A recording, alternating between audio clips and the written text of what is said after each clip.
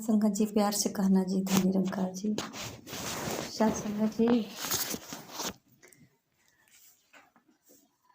हरदेव बाड़ी में फरमाए हैं, गुरु पीरों को मान रहे, सब गुरु पीरों को माने ना। गुरु पीरों को मान रहे, सब गुरु पीरों की माने ना। को और की में जो अंतर है, ये कोई भी जाने ना। साथ संगत जी कहते हैं कि गुरु को तो सब मानते हैं, कह रहे हैं गुरु पीरों को मान रहे। गुरु की जो है, सब गुरु को मानते हैं कि हमने ज्ञान लिया, हम सत्संग कर रहे हैं, सेवा कर रहे हैं, सिमरन कर रहे हैं, सत्संग भी भाग भाग कर बहुत कर रहे हैं। पर साथ संगत जी यहाँ कही जा रही है, गुरु पीरों की माने ना। गुरु की माने ना मतलब गुरु जो शब्द मुखार बिंदु से आ रहा है, साथ संगत जी उसको या तो सुन नहीं पाते ध्यान से, या सुन पाते तो कहीं ना कहीं समझ नहीं पाते, और समझ नहीं पाएंगे, समझ नहीं आएगा तो फिर साथ संगत जी उसको कर्म रूप में कैसे प्रकट करेंगे। और साथ संगत जी जब कर्म रूप में नहीं प्रकट होगा तो फिर फल कैसे प्राप्त होगा, क्योंकि कर्म के बाद ही तो फल प्राप्त होता है। जैसा कि किसान भाई कितना धैर्यशील होते हैं कि वो बीज खेत में डाल देते हैं, कर्म करते हैं, बीज खेत में डाल करके इसके बाद निराई गुड़ाई अपना कर्म करते हैं। 2 महीने बाद, 3 महीने बाद, 6 महीने बाद जो भी फल आने वाला है खेत में, कर्म के बाद ही फल आता है। तो साथ संगत जी किसान भाई को पूर्ण भरोसा होता है, विश्वास होता है कि हमने बीज खेत में डाल दिया, अब ये जो है हम कर्म करते रहेंगे, समय आने पर इसमें फल आ जाएगा, और फल आएगा तो दुगुना होकर आएगा। साथ संगत जी इसी प्रकार कहते हैं कि गुरु के वचन को पालन करते हैं, ध्यान से सुनते हैं, श्रवण करके उस पर मनन विचार करके कर्म रूप में जब प्रकट करते हैं तब फल आता है।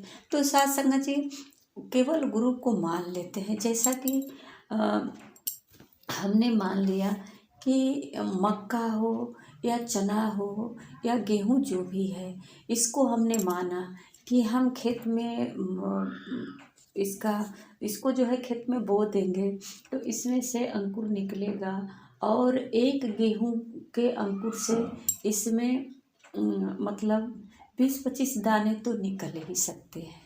तो साथ संगत जी इसको सिर्फ हम कह दिया, मान लिया, इससे तो होगा नहीं। हम सबको बता दिया कि एक गेहूं का बीज डालेंगे, इसमें से अंकुर निकलेगा, और इसमें से अंकुर निकलेगा और ये बड़ा हो करके एक इसमें जो है फल आएगा। उस फल में उसमें जो है कई दाने होगा, 25, 30, 20 जो भी हो दाना आएगा, एक नहीं आएगा, अनेक दाना होकर आएगा। तो साथ संगत जी ये सब केवल हम कहते ही रह जाएंगे तो नहीं आएगा। इसके लिए कहते हैं अब क्या करना, जानकारी तो हो गई, तो अब इसको हम कर्म रूप में प्रकट करेंगे। दाने को हम अपने खेतों में डाल देंगे, खेतों में बीज को बो देंगे, और इसको जो है इसका मतलब खेत को साफ सुथरा करके हल से जोत करके, और क्या होता है निराई गुड़ाई उसमें से घास वगैरह निकाल करके, साथ संगत जी इसमें पानी देना पड़ता है। आजकल तो इतनी दवा पड़ रहा है खेत में, साथ संगत जी ये सब हमारा कर्म तब तक करना पड़ता है जब तक कि इसमें से कोई फूल और फल ना लग जाता है। तो साथ संगत जी फल लग जाने के बाद भी ऐसा नहीं है कि ये फल सीधे सीधे हमारे मुंह में आ जाएगा। फल लगने के बाद भी अभी हमें बहुत सारा कर्म करना पड़ता है।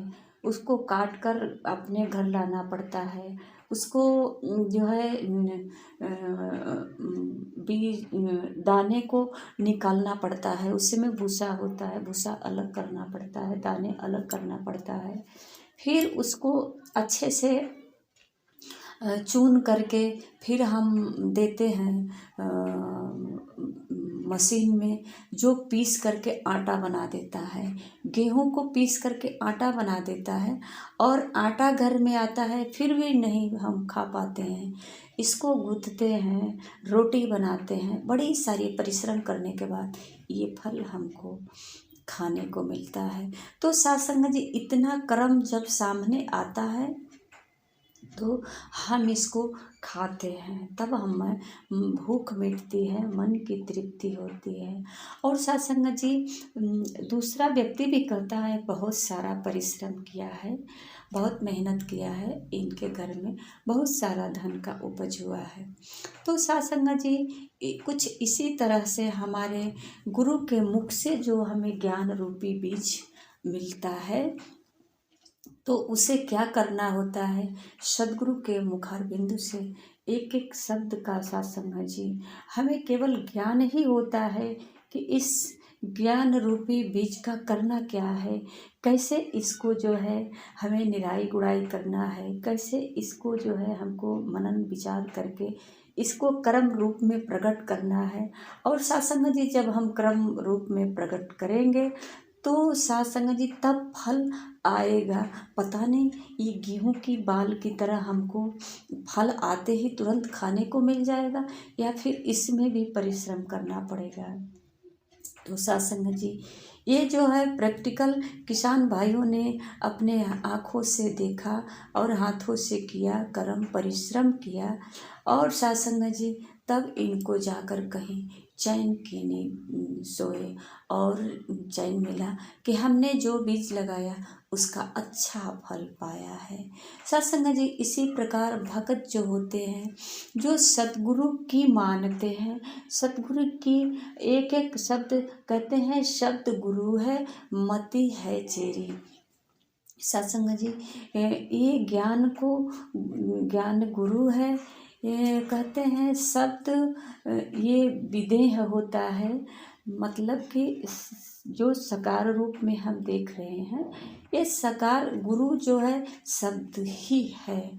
अगर हम गुरु को मानते हैं तो शरीर को न मान करके उनके मुखार बिंदु से जो शब्द आ रहा है उसको हम ध्यान से सुने, और एक एक वचन जो है हमारे लिए ही तो आता है, और इसको हम ध्यान से सुने और अपने जीवन में कर्म रूप में उतारें। तो सत्संग जी, तब जाकर हमको कहना नहीं पड़ेगा। अब आकर के गुरु के चरणों में विलाप करेंगे, हम कहेंगे हे सद्गुरु हम पर कृपा कर दो, हमारी ये मन्नतें पूरी कर दो। तो वो तो कहाँ है, ज्ञान जो दिया आपको, जो पौधा लगाने को लिए जो बीज दिया, बताया तो कि इसे ले जा कर के कर्म करो, तुम्हें फल आने से। तो सत्संग जी, हमने डायरेक्ट सोचते हैं कि हमारे हाथों में जो बीज आ गई, इसको इसी में से अब जंतर मंतर हो जाए, ये कोई चमत्कार हो जाए कि एक बीज हमारे हाथों में आया है और अनेक फल आ जाए तुरंत। ऐसा तो कभी न हुआ है सत्संग जी, न होने वाला है। जो काल्पनिक हमने कभी फिल्मों में देखा या जो है कहीं देखे होंगे धारावाहिक के माध्यम से चमत्कार, ये सब सत्संग जी केवल कल्पना है, एक कल्पना है, ऐसा कुछ भी नहीं है। जो फल जिसको मिला है मतलब कि हमने उदाहरण तो दे देते हैं बहुत आसानी से, बहुत अच्छा लगता है उदाहरण देने में और सुनने में कि मीरा जी जो है आज अमर हो गई, प्रहलाद जी अमर हो गए, कबीर जी, रविदास जी, तमाम जो है हम क्या क्या उदाहरण देते चले जाते हैं कि इनको कितना अच्छा फल प्राप्त हुआ, आज ये कितने ऊंचे पद पे हैं, सम्मानित हैं, या भगवान है किसी का, गुरु है किसी का, इनकी कितनी आदर सत्कार हो रही है, तो साथ संगत जी, ये जो है सिर्फ गुरु को ही नहीं माना, गुरु के एक एक वचन को पालन किया है। और साथ संगत जी, अगर देखा जाए इनके जीवन, तो साथ संगत जी, जीवन का बखान करना बहुत कठिन होता है। वो कर तो लेते हैं बहुत आसानी से हम, कि मीरा जी ने विष को अमृत बनाया। सत्संग जी, अगर मीरा जी विष को अमृत बनाया तो कैसे, क्या इनके पास कोई जादू था क्या कि विष दिया गया इनको पीने के लिए और तुरंत जो है मंत्र जंतर करके वो झाड़ फूक करके विष को अमृत बना दी। सत्संग जी, इसके बारे में तो हम कभी विचार ही नहीं किया कि ये इतनी जल्दी कैसे विष को अमृत बना दी, क्या इनके पास कोई शक्ति थी। सत्संग जी, मीरा जी इस विष को अमृत बनाने के लिए कितनी कर्म की होंगी।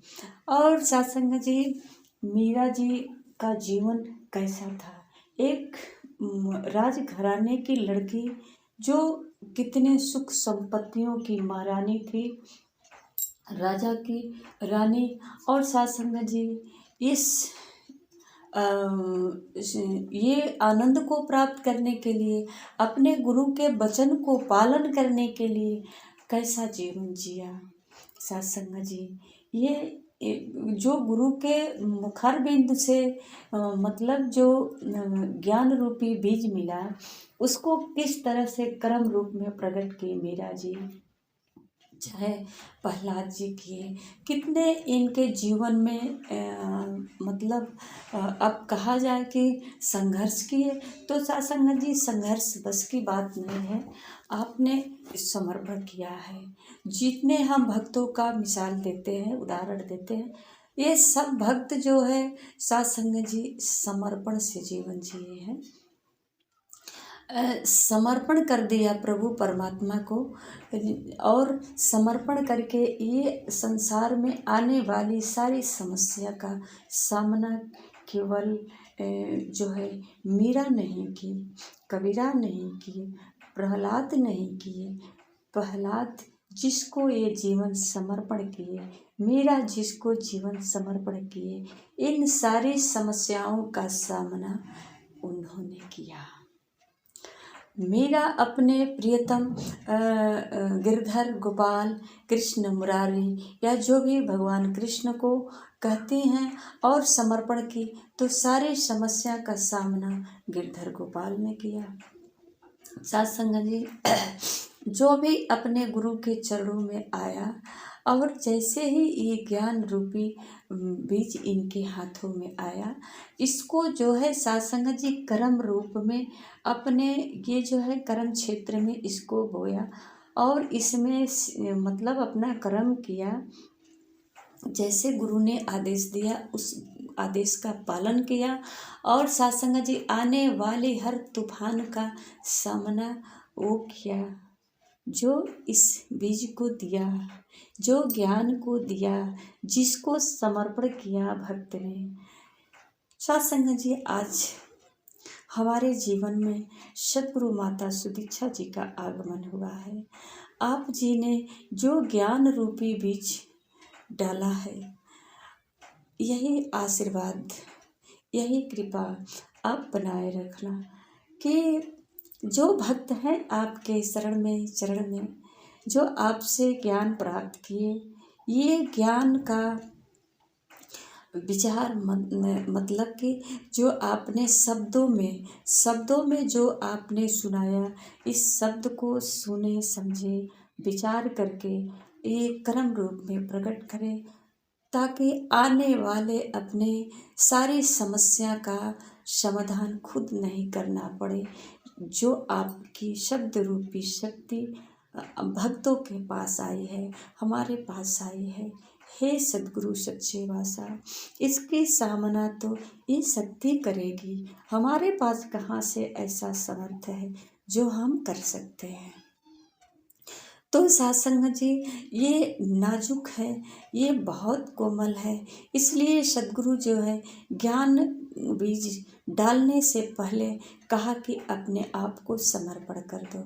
ये तन मन धन परमात्मा का है, इसे स्वीकार कर लो।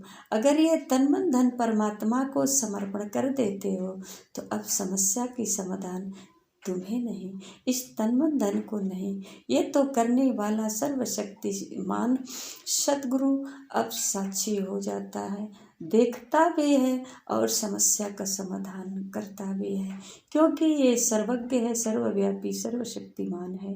ये सब जगह मौजूद भी है। सर्वज्ञ मतलब कि यह महान ज्ञानी है। इसे अब बताने की जरूरत नहीं कि हे सद्गुरु, मुझे ये समस्या आई है, हे सद्गुरु इस समस्या का समाधान करो। इसे बताने की जरूरत नहीं, ये तो अंतर्जामी है, सर्वज्ञ है। इसे केवल समर्पण करने के बाद इसे सब कुछ जानकारी हो जाता है। जब इसके हवाले हो जाता है ये तन मन धन, तो ये सबका निरीक्षण कर लेता है। ये इसमें पावरफुल शक्ति भर देता है, इस तन में, इस मन में, इस धन में। अब इसका सदुपयोग होने लगता है, हर जगह आनंद की अनुभूति होती है। इसमें किसी प्रकार की गम और कष्ट महसूस नहीं होता है। ये गम संसार है तो गम तो आना ही आना है, कष्ट तो आना ही आना है, क्योंकि सत्संग जी ये संसार में ये खुशी और गम, ये सब सुख दुख तो चल रहा है, ये पास आएगा, एक बार जरूर आएगा। पर सत्संग जी ये सर्वशक्तिमान जो हमारे साथ है, तो ये जो है इस अशांति का सामना करता है, ये इससे लड़ता है और लड़ करके हमारे जीवन में जो शांति स्वरूप होता है, हम कहते हैं या कोई दूसरा व्यक्ति कहता है, इसे तो कोई फर्क ही नहीं पड़ता है। तो इसे फर्क इसलिए नहीं पड़ता है कि इसका होश हवास ये तो सब कुछ दे दिया प्रभु परमात्मा को, अब इसके पास है क्या कि इसे फर्क पड़ेगा। ये तो शांत है, शांत स्वरूपा, एक इसी तरह सिर्फ देखता है कि जो कुछ भी हो रहा है ये सारी समस्या का जो है सामना करने वाला आगे हमारे सतगुरु हैं। तो सदगुरु जो शब्द रूप में हमारे पास आए, जो हमने अपने कानों के द्वारा श्रवण किया, हमारे अंदर आया, तो सत्संग जी ये एक शक्ति है, और ये शक्ति हमारी एनर्जी जो हमें परिपूर्ण करता है हर समस्याओं का सामना करने के लिए। और सत्संग जी हंसते हंसते मुस्कुराते हम इस भव सागर से पार हो जाते हैं, अपने सतगुरु का, परमात्मा का यशोगान करते। ये संसार में लगता तो है कि बहुत सारी बाधाएं आती है, पर सत्संग जी ये बाधा आती है पर नुकसान करने से एक बार जो है सत्संग जी ये सोचती है, जैसा कि सत्संग जी हवा तूफान आता है तो जो हल्का फुल्का वृक्ष होता है गिर जाता है, या कोई झोपड़ी पुरानी हो वो भी गिर जाता है, पर सत्संग जी जो मजबूत घर होता है वो इस आंधी तूफान से नहीं गिरता। जो मजबूत वृक्ष होता है वो या जो छोटा मोटा भी पौधा होता है, अगर वो भी जड़ से मजबूत है तो नुकसान नहीं होता। हवा आती है हिला डुला कर चली जाती है, पर नुकसान नहीं, उसका क्षति नहीं होता, गिरता नहीं। इसी प्रकार सत्संग जी जब ये सर्वशक्तिमान, जब ये विराजमान हो जाता है, ये जब इनकी कृपा हो जाती है तो सत्संग जी सारी समस्या आती जाती रहती है। इसका आना जाना तो काम है संसार में, ये आती जाती रहती है, पर सत्संग जी कुछ नुकसान नहीं कर पाती है। इसका कार्य है आना जाना, आती जाती रहती है, पर कुछ नुकसान नहीं कर पाती, इसलिए कि ये जड़ से बिल्कुल मजबूत है। इसका जो जड़ है ना, सद्गुरु की वाणी जो शब्द रूप में, शक्ति के रूप में हमारे अंदर एनर्जी रखी है, शक्ति रखी है, तो ये वजह यही है कि कोई हिला नहीं सकता। तो सत्संग जी, जैसा कि हृदय वाणी में लिखा है, विवेक वाला जन राहों पे सोच समझ कर पग धरता है, कहे हर देव जो भी करता अच्छा अच्छा करता है। सत्संग जी, अब इसके पास जो शक्ति है विवेक, सद्गुरु के द्वारा, ये संतों के संगत के द्वारा जो विवेक प्राप्त होता है, अब सत्संग जी उसका मतलब सोच समझ कर पग धरता है कहीं, और जो भी कार्य उससे होता है अच्छा अच्छा होता है। इसमें कुछ ऐसे व्यक्ति मिलेंगे जिसे अच्छा नहीं लगेगा, तो सत्संग जी जो अच्छा है तो है अच्छा, अब किसी को अच्छा न लगे तो उसके लिए क्या किया जाए, उसकी आंखों में कमी है या उसका पसंद ही कुछ अलग है, तो सत्संग जी सबके पसंद की कार्य तो होगा नहीं, सिर्फ सत्य करो। कहते हैं कि संत का कार्य होता है सिर्फ सत्य का प्रचार करना, सत्य ही बांटना, सत्य ही बरतूं, सत्य ही बांटूं, सत्य है मेरा कारोबार। जो मेरा कारोबार है, अगर मछली बेचना मेरा कारोबार है तो सिर्फ मछली ही बेच सकते हैं, सोने का सौदा तो करेंगे नहीं। तो सत्संग जी सोनार के पास अगर कोई जाए कहे कि मछली चाहिए, तो सत्संग जी वो तो सोनार है, सोने का व्यापार करता है, तो फिर मछली का सौदा कैसे करेगा। इसी प्रकार भक्त जन होते हैं सत्संग जी, जो सद्गुरु के ज्ञान का ग्राहक हो जाते हैं, जो सद्गुरु के एक एक शब्द का ग्राहक हो जाते हैं, जो शब्द को अपने अंदर भर लेते हैं, शब्द का जो है भंडार भर जाता है, और इस पर विचार करते इसी का जो है व्यापार करते हैं। अब इसके पास कोई ऐसा विचार नहीं, कोई शब्द नहीं, इनका कोई अपना विचार ही नहीं होता, ये तो सद्गुरु का विचार है जो हमारे अंदर भरा पड़ा है, बस वही उसी को विचार करते हैं, उसी को बांटते हैं, सब में वही मतलब यही इसी का व्यापार ही करते हैं, सत्य का व्यापार। तो सत्संग जी आइए हम सद्गुरु के चरणों में आकर के, सद्गुरु के चरणों में नतमस्तक हो करके अपने जीवन को समर्पण कर दें, सद्गुरु के एक एक शब्द को श्रवण करके उस पर विचार करें और उसे कर्म रूप में प्रकट करें हमारे जीवन के लिए। सत्संग जी फल की कोई उम्मीद नहीं रखनी पड़ेगी, फल तो स्वतः कर्म जब करते हैं तो कहते हैं कर्म ही पूजा होता है, और कर्म करते हैं तो ये पूजा और ये फल, ये सारी जो है अपने आप प्राप्त होता चला जाता है। सत्संग जी प्यार से कहना जी, धन निरंकार जी।